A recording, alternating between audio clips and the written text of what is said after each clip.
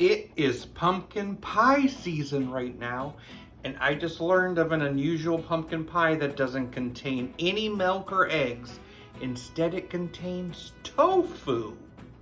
But it's supposed to taste good and surprise you and not taste like tofu at all.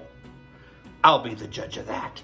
Bring out the food processor. I'm going to start with a 15-ounce can of pumpkin. That's going to go right inside. Okay, you need a package of tofu. It needs to be soft. It should not be the low-fat kind. And we're going to be blending this too.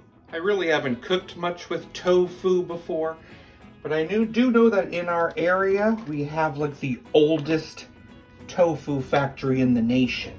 I'd like to visit it sometime. 3/4 cup of brown sugar.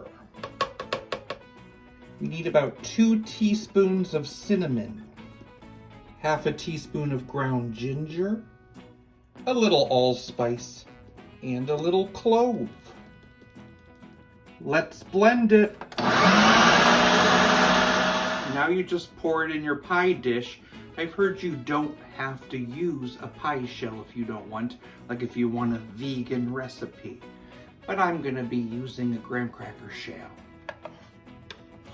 Okay, it says to cook at 425 for 15 minutes, and then you lower the temperature to 350 for 40 minutes.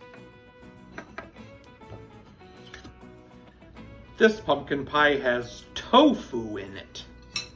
Let's try it.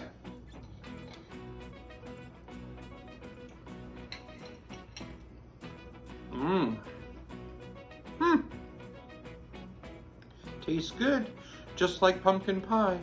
I would never guess that tofu was the main ingredient. What did the pumpkin say when it dropped the baby? Oh my gourd!